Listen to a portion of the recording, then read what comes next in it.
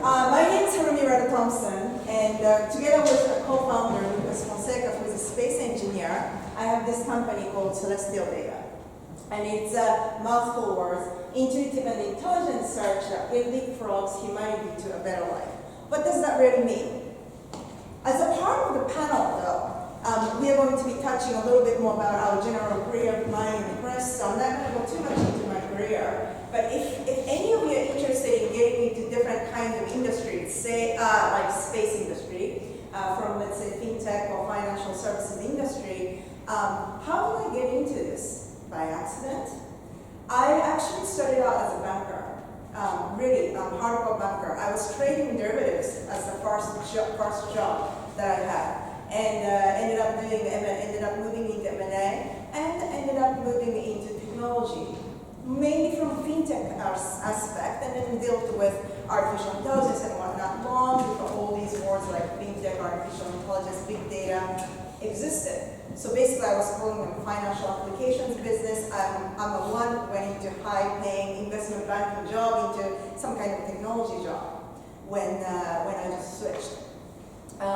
There's a, since I think most of you are probably from the fintech, financial services side, you probably all know Bloomberg. There's actually everything Bloomberg in every field. There's like Bloomberg version for science, Bloomberg version for legal, Bloomberg version for healthcare, Bloomberg version for accounting. There's like a technology for everything nowadays, and that industry collectively is called market data. That's where I basically moved into in the end after I left from investment banking. So that's my background, how I got into space. You'll hear about it in about half an hour. So Celestialdata is a company that deals with data, which is a fundamental difference from most of the space companies that you come across with, like a Chris company that's they deal very much with hardware. Most of the companies that you deal with hardware. Most of the people don't even think about software, like pure software, when it comes to space. But why should we care about the big data, and why should we care about the data analytics when it comes to space industry? So there are a lot of research and development work that are ongoing on International Space Station that Chris was referring to. And a lot of them are applicable to the life science, agriculture, material science. But let's just talk about one specific thing, just so that you can put some real sort of practical thoughts into your head. All of you know Alzheimer's disease, right? You know that's a very hard disease for not just for the people who have it, but for the people around them. I mean, if we hear about it, it's very hard. Now, Alzheimer's disease, in a very simple term, it's basically a brain fiber growing in your brain, strangling your brains. As a result, you can no longer remember things, right? The fiber that is growing in your brain grows very slow, and that's why this mostly happens to be the old people's disease. Did you know that this growth of fiber, you cannot replicate it in the lab, no matter how hard you try? You need to have it in somebody's body. But International Space Station, where they have microgravity, very low gravity, it's actually physiologically very similar to inside your body. So you can actually have this fiber growth in the space without using somebody's body. Not only that, the cells, the proteins, grow much faster in the space area, which means this. Difficult diseases like Alzheimer's, cancers, everything, where we can do a lot better to help people. We can potentially grow the proteins that are necessary to test the disease itself, to test the drugs on, and you can actually progress with the R&D work much faster, much more accurately than if you're using rats on the earth or you're growing something artificially in the lab. Now, Alzheimer's, it's a disease that already has claimed more than 5 million people in the US alone, and claiming a new patient every 7 seconds. So why don't we use everything that we've got in order to work on R&D much faster than what we're doing now, right?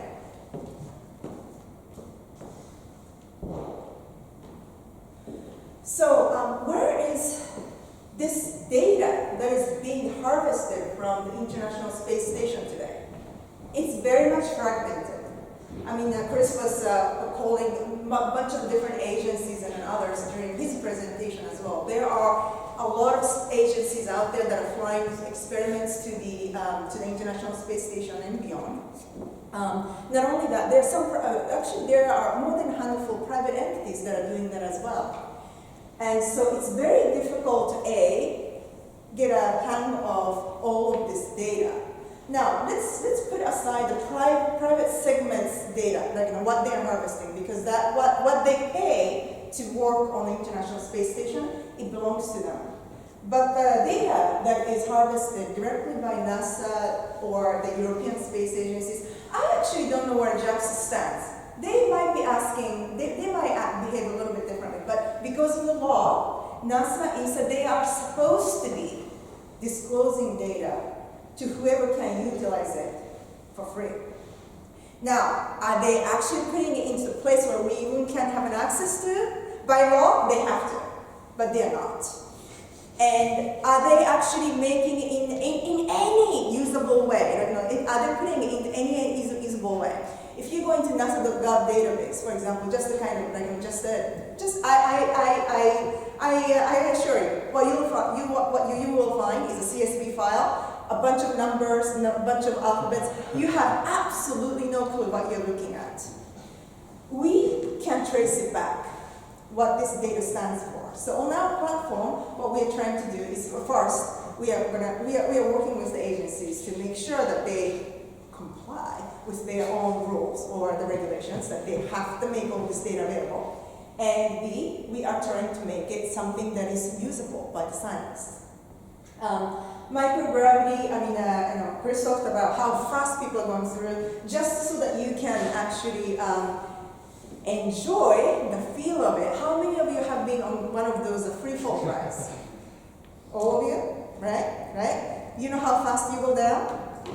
For the duration that you are on that International Space Station platform, that's how fast you are moving the whole time. So there are actually now a number of astronauts who stay sick the whole time when they're up there. Think about you being on the free fall ride the whole 1 week or 2 weeks that you're up there, right? But that's the kind of environment that makes it physiologically very similar to how the proteins or some kind of molecules flow in your body system, in your blood system, which allows us to create the environment where we can have a number of R&D that we can utilize in a number of science fields. So how are we trying to do this? Well, first of all, the data, we know for the big chunk of data, we know where we have to go, the agencies. So we are working with the agencies to make sure that they put all the data. Just recently, we completed a prototype, and we inserted 2,000 experiments coming from the International Space Station. Now, that's still a fraction of how much you can see. So as we work with the NASA and other agencies, we're going to make sure that they will put all of their data into wherever they think that they can put it. I don't care if it's going to come in the form of what, CSV, Excel, they just give us the raw stick data. I don't care how that's going to work. We're going to make it work. We're going to put analytics on it. And we are actually going to use very, very Earth technologies to make this happen. Now, if you remember what I said at the beginning, the market data business, there's a Bloomberg for every industries, right? So this one is actually nothing more than Bloomberg for science. You go to Celestialdata's platform, and you're going to be able to find all this very useful data, articles written, and whatever else from our system. So what that means is we're going to be using the search engine, which is something that I'm sure you all use. I had to use Google search in order to find my way here, since I am here from New York, although I'm a Japanese, and I'm like a tourist when I come to Japan. We also have to provide a good user experience, UX. We are going to use blockchain, especially for the part that we're going to be providing the data exchange service, artificial intelligence. It goes without saying, for both intelligent search And then also down the line, we're going to be providing simulator as well as part of the service. And the industries that we are targeting, it's not limited to those guys, but as a starter, because of the bulk of data is in the field of life science, we're going to be targeting the industries like academia, pharma, healthcare. Those guys already use the science analytics products like Web of Science, Scopus, to get the citation and beyond. So a lot of people that we're going to be talking to are very similar with the use of the analytics. What we're going to have to educate them though is that they now have new contents coming from space that they can use in addition. Now, we have a first move advantage because there are a lot of data science companies, data repository companies, and then there are some companies that are providing access to space already, but there isn't one company that is actually fully utilizing the International Space Station harvested data the way we are. So as a first mover, we can do a lot of things, and we are in a way glad that the space agencies were not complying with the you have to make data available thing, because we can actually go to them, we can actually create the database the way we need it, and we can utilize it, which sometimes makes it easier than if you have to deal with 100% sort of like already made database and you have to customize a lot in order to feed your platform. So I'm not here to talk about the monetization per se, but when I started with Celestialdata, some of the questions that I got from some of the curious people were, you already help people with the financial services problem and whatnot, so, and you help them with blockchain, you help them with artificial intelligence, why do you have to go out to the space to find more problems? And my answer was, because by doing this, we can actually solve a very real problem that we have on Earth. Any drug, give or take, right, it takes about $1 billion before it can come out. And that's if it comes out. A lot of money gets wasted. Now talk about sustainable way of developing a cure for a disease, right? Money, resources, and I mean, we're talking about animal testing, we're talking about lots of human testing.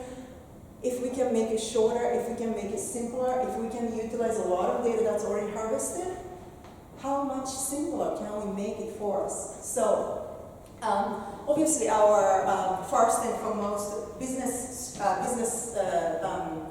revenue is going to come from subscription business, just like the Bloomberg, right? You use Bloomberg, you have to pay the monthly fee, or maybe you have the annual fee, depending on the products that you have. That's exactly what we're going to have. Also, in addition, we're going to be providing consulting services so people who are not necessarily familiar with what's happening in the space can understand what's going on, and then also simulation. In addition, those people who want to take it beyond data and simulation, we actually already have a partnership with the company that can take your experiments to the space. So we can actually arrange your flight. Probably, as you can imagine, there's quite a bit of complicated paperwork as a starter. And if you have to seek out the company that can fly your experiment, that adds only so much that complexity into that process. We can cut all that out, we can do that for you, and we can fly your experiment.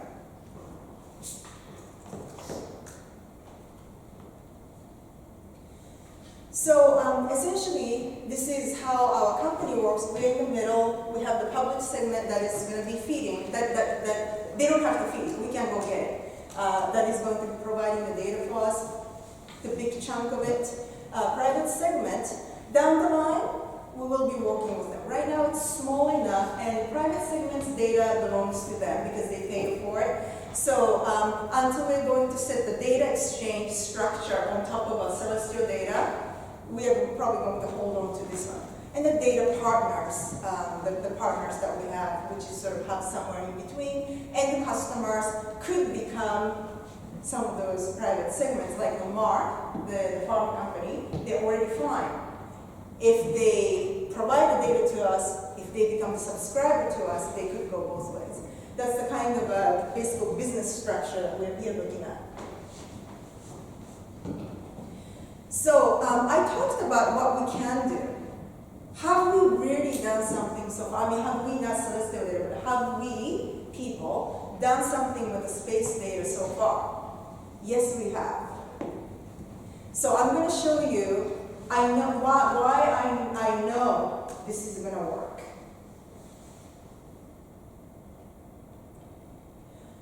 How many of you have heard of drug called Tamiflu? I'm sure quite a few of you. Do you know the history of how this drug was developed? So the NASA has taken a flu virus to the space where you can crystallize the protein much better, thus you can study the protein much clearer.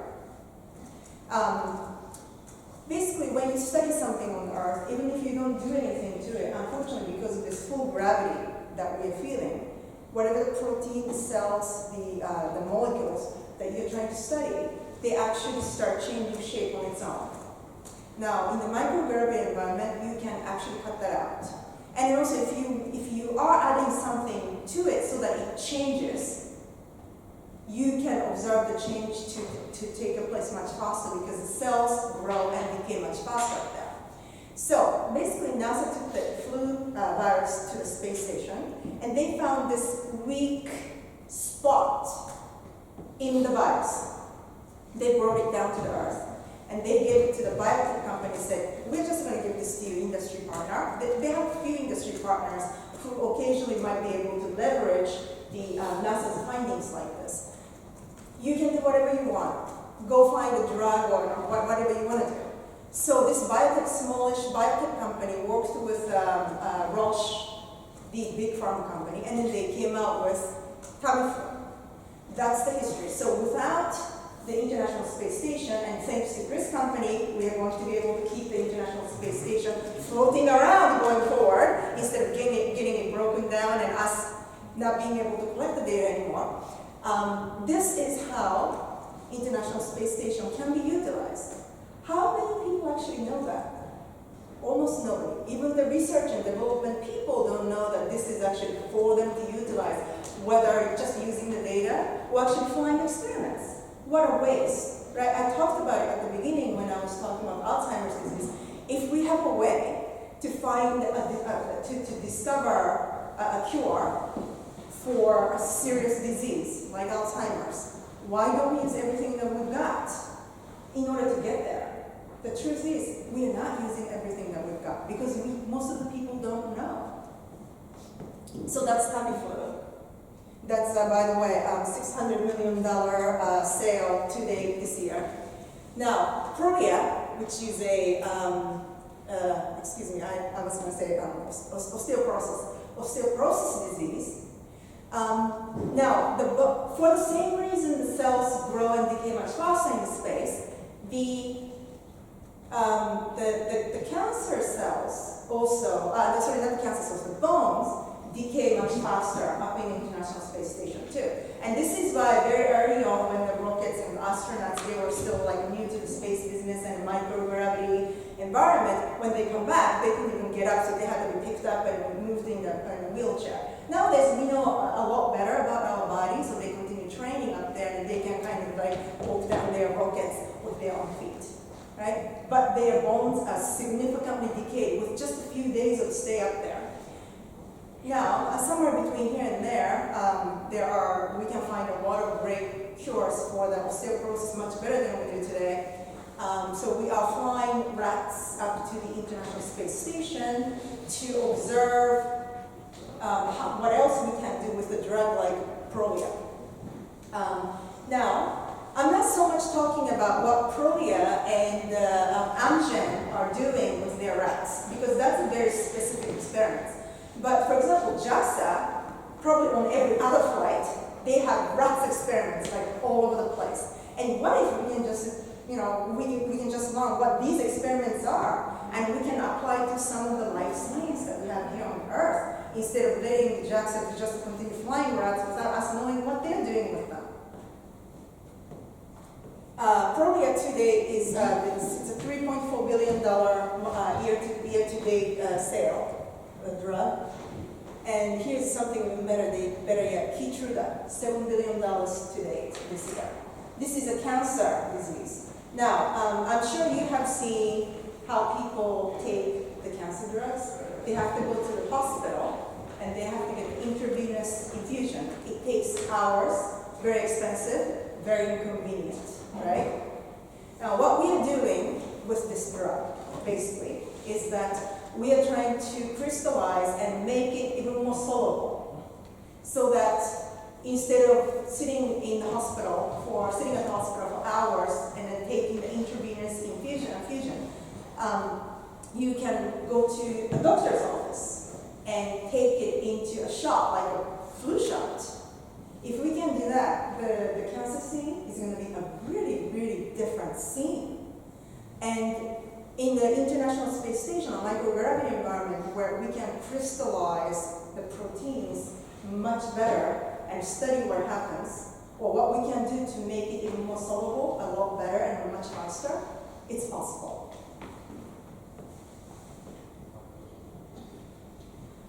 Now, just to give you an idea, the life science analytics market is already $13 billion market and growing at the CAGR of almost 13%. And serving our platform is going to be serving the industry like global healthcare, which is almost $9 trillion industry. So when you think about getting into some industry that is not very well known, you're not going to be thinking about what we can do so that the industry is going to get to the revenue stage, and we actually do need, actually let me take that back. So this year, up to this year, as of beginning of this year, right, the space VC world has seen only 7 companies exit. All 7 have been variation of software companies, because hardware, it always takes much longer, it takes a lot more upfront capital investment, so it's a little harder to graduate hardware. But space industry, because of the nature of it, most of the both entrepreneur businesses and then space businesses do rely on hardware. But when I heard about that VC industry only has graduating only 7 software companies to date, I'm not talking about this year, to date from the very beginning, I thought that's something that I can take advantage of, because I don't know anything about hardware in the space business, but I know a lot about software business and I know a lot about data. I can do something with this. That's how I came with the idea of Celestialdata really to begin with.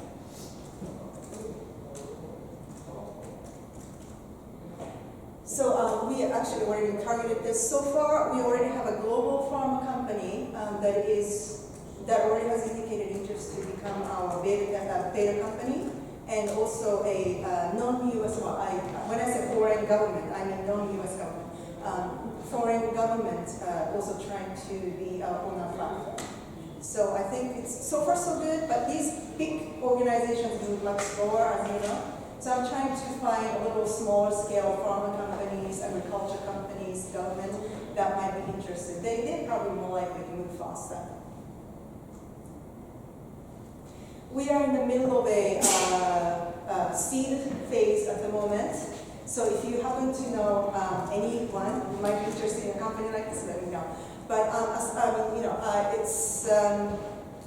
we already finished the prototype, and then the money that we need is to bring this to a fully functional MVP. So that's what we are looking for. And that's me, a little bit shorter hair, a couple of years younger probably. Lucas is my co-founder, business partner. He is based out of Sao Paulo. So I'm in New York, he's in Sao Paulo. Now, a new business like this, right? It's great to be a first mover. But when you're a first mover in something, you have to do a lot of outreach in order for the people to understand. Because most of the people, when they look at this, if they are space company people, they say, how are you going to make money? Because they don't necessarily understand the market data business. And when the Earth people look at it, and then if we emphasize the space side of this company too much, they say, why don't you go to the space industry to look for your money? So we really do need to put a lot of education out there, which is going to be a case if and when you are going to be starting a company, especially in a relatively new field. So we do have a chief marketing officer. The funny sort of like story, I got to present this company, Celestialdata, in front of the Luxembourg government people, including Luxembourg Space Agency and the European Space Agency people. First question that I got was, why do you have a lawyer on your advisor business? And I was here, I'm thinking, we are a big data company, we use technology, and there are a lot of compliance that we need to be concerned about. That's why we do have a lawyer on our seat. But see, like, that's sort of like when you don't know something, when you don't expect something, you do start getting questions that you really don't expect. So this is something that if you're thinking about, or if you're just starting with a new company and as an entrepreneur, something to keep in mind. That brings to the end of the presentation. That was about 25 minutes.